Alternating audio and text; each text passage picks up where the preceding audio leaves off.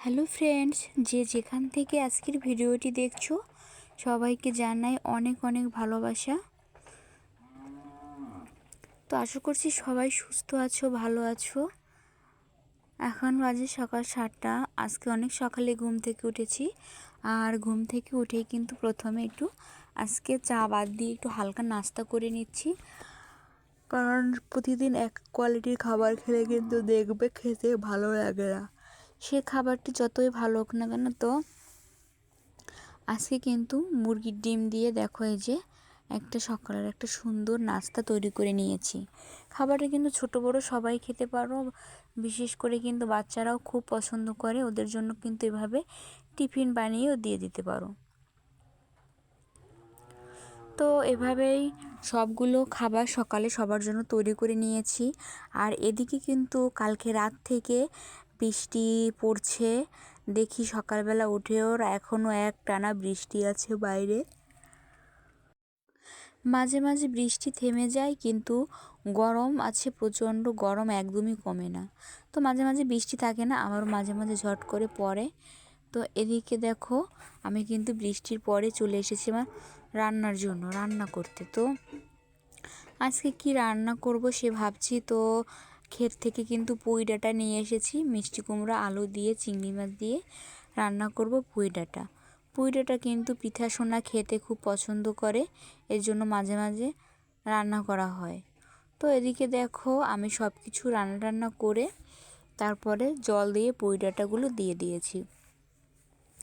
সব কিছু গুছিয়ে নিলে রান্না করতে কিন্তু একদমই টাইম কম লাগে।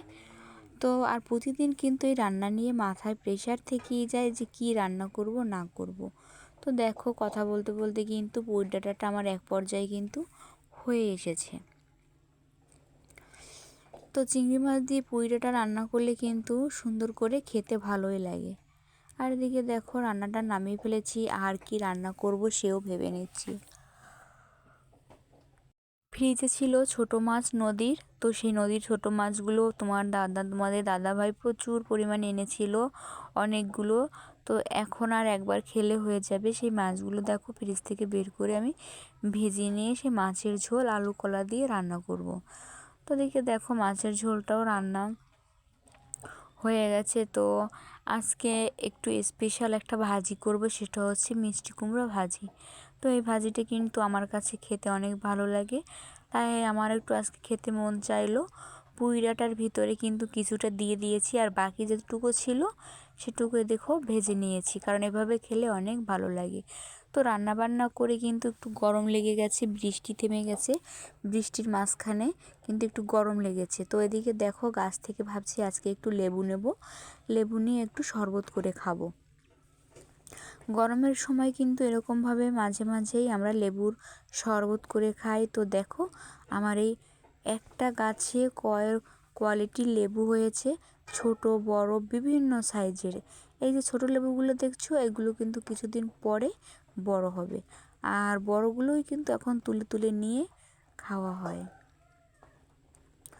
তো তারপরে দেখো এই যে লেবুর শরবতটা বানাতে আমার যা যা লাগবে সব কিছু কিন্তু রেডি করে নিয়েছি। আর এই শরবতটা বানাতে একদমই তোমার ঘরে থাকা সব কিছু অল্প উপকরণেই হয়ে যাবে, তাই এটা কিন্তু ঝট করে বানিয়ে খেতে একদমই টাইম লাগে না। ফ্রিজ থেকে ঠান্ডা জল নিয়ে নিতে হবে, আর বিট নুন, সাদা নুন, চিনি, এই পর্যন্তই তোমার উপকরণ। এগুলো দিয়ে খেলেই প্লেনভাবে জলটা বানিয়ে তোমরা খেয়ে দেখতে পারো, অনেক কিন্তু ভালো লাগে।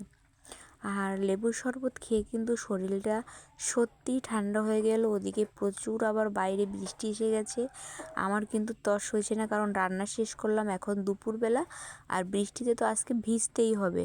দেখো বাইরের পরিবেশটা, আমি কিন্তু চলে এসেছি বাড়ির সামনে, আমাদের যে ফাঁকা জায়গাটা ছিল সেখানে, কারণ সুন্দর পরিবেশে এসে বৃষ্টিতে ভেজা বা বৃষ্টি উপভোগ করা কিন্তু অন্যরকম একটা ব্যাপার।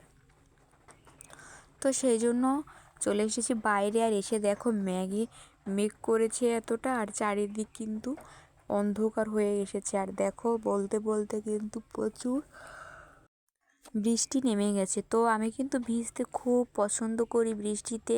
তোমরা কারা কারা বৃষ্টিতে ভিজতে পছন্দ করো অবশ্যই কিন্তু কমেন্ট করে বলবে। আর এদিকে দেখো এতটা জোরে বৃষ্টি হচ্ছিল যে ফাঁকা জায়গা একদম ধোয়া ধোয়া হয়ে গেছে বৃষ্টির জলে। সবাই ভালো থেকো, টাটা।